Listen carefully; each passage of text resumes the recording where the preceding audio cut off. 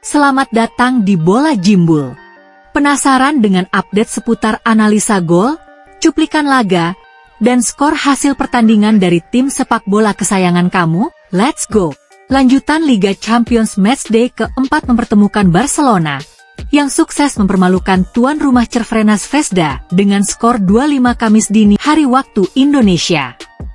Di babak pertama, Blaugrana membuka keunggulan di menit 13 lewat sundulan Inigo Martinez. 14 menit berselang, Barca dikejutkan oleh kombinasi cantik umpan dari tuan rumah, yang berujung gol penyama kedudukan lewat kaki Silas Katompa. Menjelang turun minum, menumpuknya pemain tuan rumah di kotak penalti, menciptakan ruang tembak terbuka bagi Rafinha. Kendati sepakannya membentur tiang, namun bola muntah jatuh di kaki Lewandowski dan berbuah gol. Mengawali babak kedua dengan unggul 1 gol, Barca kembali memanfaatkan lemahnya sistem pertahanan tuan rumah. Di menit 53, Koundé yang berulang kali overlap ke depan, dengan mudah melepaskan umpan silang ke Lamine Yamal yang tak terkawal di tiang dekat.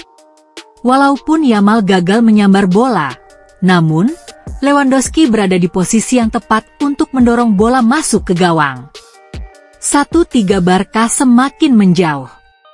Seakan tak belajar dari kesalahannya, Zvezda kembali terhukum 2 menit kemudian. Koundé sukses maju menyisir sisi kanan usai kombinasi umpan dengan Lamine Yamal. Rafinha dengan cerdik kembali memanfaatkan ruang di depan kotak penalti lawan, dan melepaskan syuting mendatar ke tiang dekat. 1-4 Barca semakin sulit terkejar. Sisi kiri tuan rumah benar-benar menjadi titik lemah malam itu. Gol kelima Barca juga berawal dari Koundé. Terlihat jelas bahwa Dani Olmo dan Fermin Lopez seakan dibiarkan lepas tak terkawal saat Koundé melepaskan umpan silang ke tengah. Fermin Lopez yang mendapat bola dengan mudah ikut mencatatkan namanya di papan skor menjadi 1-5. Di akhir laga, tuan rumah mencetak gol hiburan melalui Milson. Barca pun menang 2-5 dan bertengger di posisi 6 dengan 9 poin hasil 3 kemenangan 1 kekalahan. Di Jerman, Bayern Munchen sukses meraup 3 poin berkat kemenangan tipis 1-0 saat menjamu Benfica Kamis dini hari waktu Indonesia. Di sepanjang laga, tim tamu Benfica cenderung menerapkan sistem garis pertahanan rendah dan rapat yang membuat The Bavarian mencatatkan 74% penguasaan bola. Kendati demikian, tim asuhan Vincent Kompany hanya bisa menciptakan 1 peluang yang berkategori big chance. Peluang emas itu pun berbuah satu-satunya gol yang dilesakkan oleh Jamal Musiala di menit 67. Joshua Kimmich menggeser bola kepada Laimer di kanan dan diakhiri oleh crossing Leroy Sané. Harry Kane yang menang duel udara di kotak penalti langsung memberikan assist kepada Jamal Musiala yang tak terkawal. Bayern pun menang 1-0 dan untuk sementara waktu masih tertahan di posisi ke-17 dengan 6 poin. Juara bertahan Inter Milan, yang menjamu tamunya, Arsenal, berhasil meraih 3 poin usai kemenangan tipis 1-0 dalam lanjutan Liga Champions Matchday keempat. Tampil menyerang sejak awal laga, Inter Milan baru bisa memecah kebuntuan di akhir babak pertama. Inter memulai serangan balik dari kaki Denzel Dumfries. Ia lantas memberikan umpan panjang kepada Lautaro Martinez. Saliba yang menghadapi situasi 1 lawan 1, melanggar Kapten Razuri di tengah lapangan. Free kick yang dieksekusi oleh Calhanoglu kemudian menghasilkan handball dari Mikel Merino di kotak penalti. Hakan yang maju menjadi eksekutor pun dengan mudah menceploskan bola ke gawang David Raya. Inter pun berhasil mempertahankan keunggulan 1 gol hingga akhir pertandingan. Dengan hasil ini, Inter naik ke posisi 5 dengan 10 poin. Sedangkan Arsenal turun ke posisi 12 dengan 7 poin.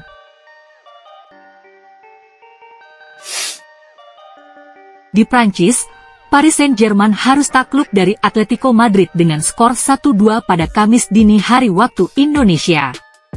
Bermain di hadapan publik Parc de France, PSG tampil mendominasi sejak awal laga dengan total melakukan ball possession sebesar 71% berbanding 29%. Mereka juga menciptakan tembakan ke gawang sebanyak 22 kali dengan 3 peluang emas. Bahkan, tim asuhan Luis Enrique itu sudah unggul 1 gol pada menit 14. Clement Lenglet yang menguasai bola usai intersepsi serangan PSG, justru melakukan blunder dalam membuang bola ketika Dembele melakukan counter press. Akibatnya, bola jatuh di kaki Zaire Emery yang dengan mudah mengelabui Jan Oblak. Tertinggal 1 gol, tim tamu langsung bangkit dengan menyamakan kedudukan 4 menit berselang. Berawal dari pressing di sisi kiri, kerjasama umpan segitiga Julian Alvarez, Molina, dan Giuliano Simeone menghasilkan umpan crossing yang membentur bek PSG. Naasnya, Molina pun sukses mengubah papan skor menjadi 1-1. Di sisa laga, kedudukan tak berubah hingga drama terjadi pada injury time akhir pertandingan. Oblak berhasil menangkap bola dan dengan cepat melakukan lemparan jauh kepada Antoine Griezmann. Striker asal Prancis itu pun mengirimkan umpan panjang kepada Angel Correa yang tak terkawal di sisi kanan. Dengan sekali tekukan, Korea berhasil menceploskan bola ke gawang Donnarumma untuk memberikan 3 poin bagi Atletico. Dengan kemenangan ini, Atleti masih tertahan di posisi 23 dengan 6 poin. Sedangkan PSG di posisi 25 dengan 4 poin. Di ajang Europa League, Manchester United berhasil meraih 3 poin usai mengalahkan wakil Yunani, PAOK FK, dengan skor 2-0 pada Jumat dini hari waktu Indonesia. Tampil mendominasi, United baru memecah kebuntuan di menit 50 lewat sundulan Amad Diallo. Bermula gagalnya serangan MU dari Garnacho. Bruno Fernandes dengan cerdik melepaskan umpan silang kepada Amad Diallo di kotak penalti. Di menit 77, umpan panjang Christian Eriksen yang mengarah ke Amad Diallo berhasil diamankan oleh bek PAOK. Namun, winger MU berusia 22 tahun itu langsung melakukan counter press dan berhasil merebut bola kembali. Dengan kecepatan dan agility-nya, Diallo sukses melepaskan tendangan keras ke sudut kanan tim tamu. United pun unggul 2-0 yang bertahan hingga akhir laga. Dengan hasil ini, MU kini masih berada di posisi 15 dengan koleksi 6 poin. Sedangkan Tottenham harus pulang dengan tangan hampa usai dihempaskan oleh tuan rumah Galatasaray 3-2. Bermain di depan publiknya sendiri, Galatasaray langsung unggul cepat pada menit ke-6 lewat sepakan voli Yunus Akgun. 12 menit berselang, striker muda Spurs Will Langsher mencetak gol pertamanya untuk menyamakan kedudukan 1-1. Switch play Spurs ke sisi kiri lewat Archie Gray, menghasilkan umpan crossing kepada Brennan Johnson, yang lolos dari posisi offside di kotak penalti. Di saat yang sama, Langsher sudah masuk ke kotak kecil untuk menerima bola. Sayangnya, 13 menit kemudian tuan rumah kembali unggul lewat striker ganas Victor Osimhen. Pressing Galatasaray berhasil membuat Radu Dragusin melakukan blunder. Hilangnya bola pun berujung gol dari Victor Osimhen. Tak lama berselang, striker asal Nigeria itu kembali membobol gawang Forster. Davinson Sanchez mengawali serangan ke sayap kanan melalui Burak Yilmaz. Dries Mertens yang memberi support langsung mengirimkan umpan silang ke Osimhen. Gol 3-1 tuan rumah menutup babak pertama. Di akhir laga, The Lily White akhirnya memperkecil ketertinggalan melalui Dominik Solanke. Serangan balik melalui Pape Sarr di sisi kanan, berhasil diakhiri oleh kombinasi umpan Trupas Kulusevski kepada Pedro Porro.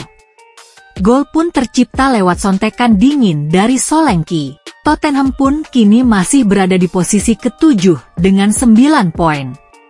Sedangkan Galatasaray di posisi ketiga dengan 10 poin.